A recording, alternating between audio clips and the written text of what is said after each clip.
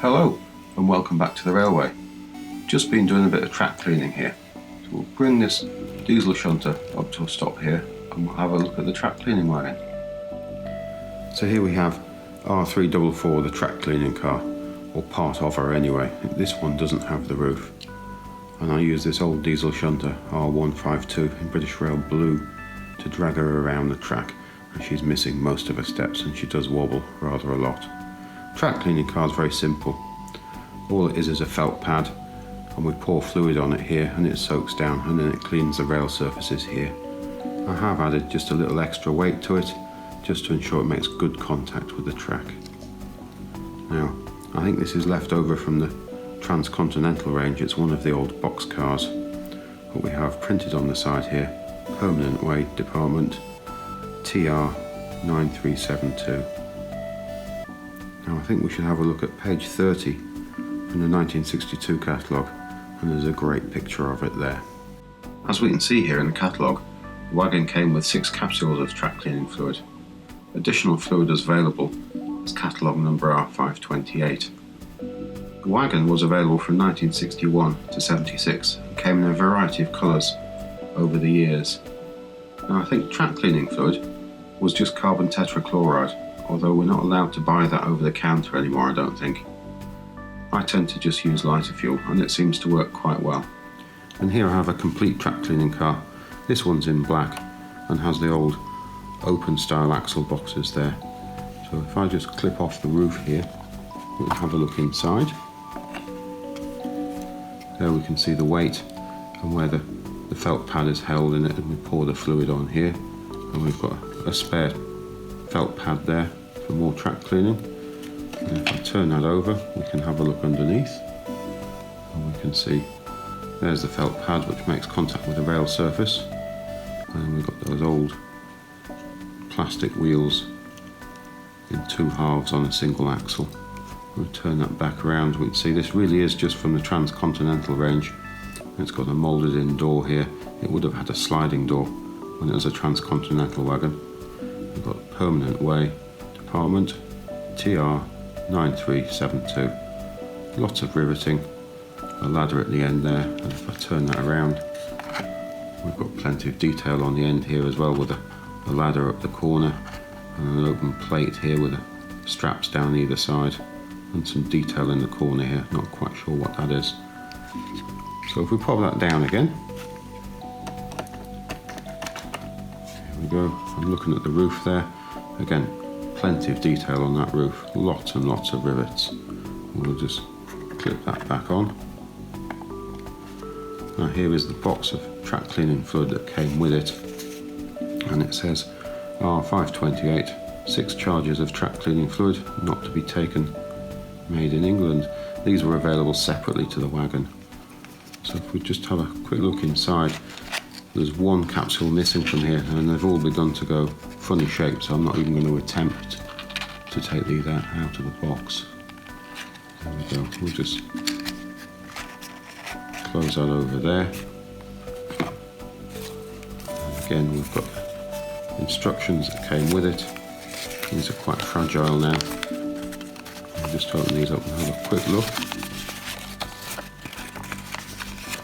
There we go, it shows clearly squeezing the track fluid out of the capsule onto the felt pad, and then the pad underneath the wagon makes contact with the rail surfaces. As you drag it around the track, it cleans off the dirt.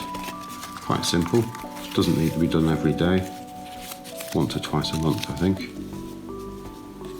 And then we've got the box, lovely Trying Railways box, quite nice condition. It's even got the tape left on the end of it. And look in here, we've got the price. Somebody's written on in pen, it says 9 and 6. And it's got the model number here, R344. Track cleaning car with fluid. I think if we pop that down, we'll get back to the railway. So we'll open the points number 1 there, and then using the diesel shunter, we'll move these wagons back into the siding, and then we'll use R488, the uncoupling ramp, to separate the wagons from the locomotive. There we go, nice and simple. And off we go with the diesel shunter. Now this was available between 1956 and 73 in various liveries, including a couple of clockwork variants. Now we'll move up towards the station through points 11 there, and we'll pick up the chocolate and cream coaches. I think we've got those. Ease them back out of the siding here, nice and smoothly across all of these points. Looks to be a little bit of a wobble on that brake back there. And then we'll close points 11, and then we'll move them gently up towards the station, where we'll leave them for the Britannia to come and collect shortly. And stop, and then we'll move the diesel shunter forward of points 11, and then we'll open those and number 13, and then we'll take her off back towards the M2. Doesn't she look great there, going off into the distance? And then we'll close 13 and 11, and then we'll open points 18, and then we'll rotate the turntable clockwise, and then we'll move the Britannia out of the engine shed. Up she goes onto the turntable, gently stop there, and then we'll rotate counterclockwise to the outlet track, smoothly off the turntable through points 18, and we'll close those behind her. Then we'll open the crossover and bring her down the side of these Western Region coaches and back to the other crossover. We'll close that behind her. Back up and pick up the coaches. I think we'll have those, and off she goes. What great sound. And off she goes. Trying Railway's Britannia class locomotive, named Britannia. It's model number R.259 with tender R35. She first became available in 1960 and stayed in the catalogue till 1972. During its time in the catalogue, it was offered with both types of smoke unit. Magnesium was fitted when that became available, and in the early 70s Chuff Chuff sound was added, as well as alternate names. In 1973 the model became R552 Oliver Cromwell, and it gained a Ringfield motor in the tender. Britannia returned again in 1976 as R063, also with a Ringfield motor in the tender. These Western Region chocolate and cream coaches were only available from 1960 to 62. Let's bring her up here to a gentle stop, and then we'll have a closer look at them. So here we have the three Western Region chocolate and cream coaches. So this one is the composite coach, and this is number R330, and we can see this one has seating fitted. The other one on the layout has no seats fitted. Seats were an optional extra up until 62, when I believe seats came fitted as standard. This has a running number of W15771. Again, very basic detail on the side, just moulded doors and hinge and door handle detail. And the underframe detail is shared across all of the coaches. And then we've got open axle boxes and sleeved wheels. So we'll just put that one to one side.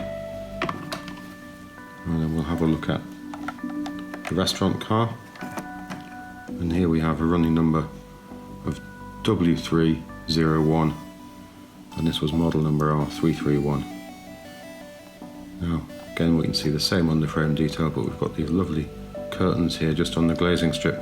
I think the glazing strip shrinks, which accounts for the mismatching along here, and we can see we've got tables already set in there, and each of these coaches has a slightly different roof moulding. There's plenty of detail on here. All of the roofs are ribbed.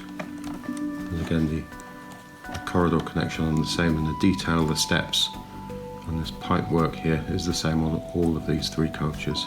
Just put that one to one side. And then we'll have a look at the brake coach. This was model R329, and we've got a running number here of W34302, and again we've got that same underframe detail.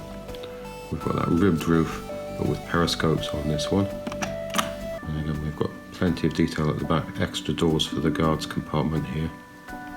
And now just looking in slightly more detail at the ends of the coaches, we can see the details repeated across all three models here.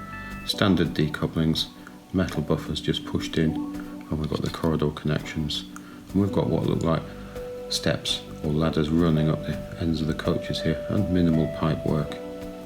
Now these coaches do have bow ends. I don't know whether we can see that. I'll just pick one up so we can see.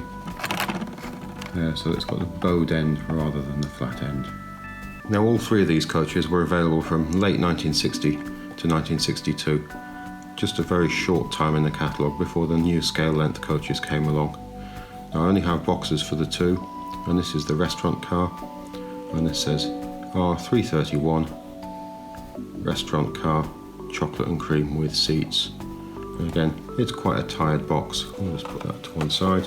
And the other box here, and this is R.259 Western Region Mainline Brake second coach, and we've got a price ticket here, and it's 9 and 7. Simply covered in detail, this model. Smoke deflectors are really beautiful, moulded handrail picked out in silver, just beginning to wear a little, separately fitted nameplate Britannia there.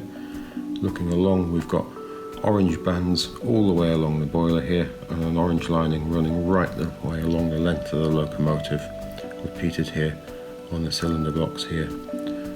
Double lining on the cab sides and on the tender, beautiful BR logo there, running number nice and crisp along here.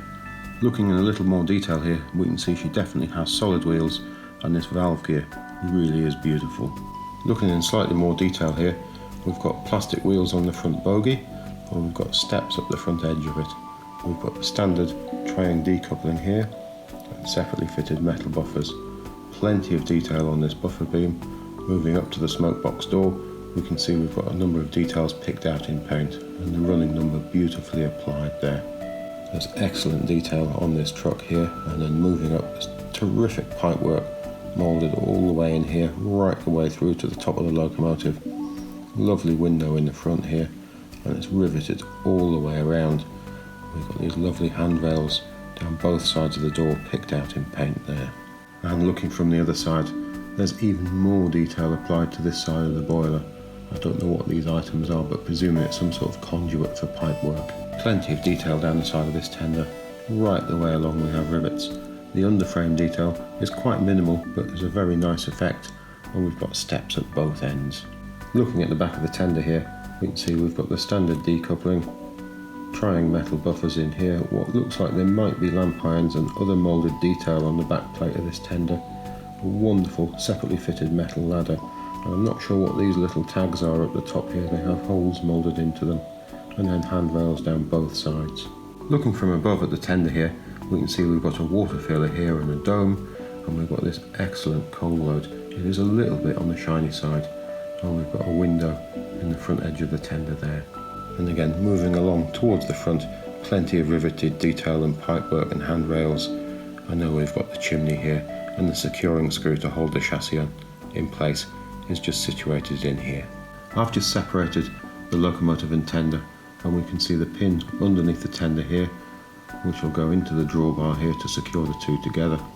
Wonderful detailing on the inside of the tender here, and there's lovely little windows either side. And if we look inside the locomotive, there is minimal cab detail up there and plenty of room to fit crew.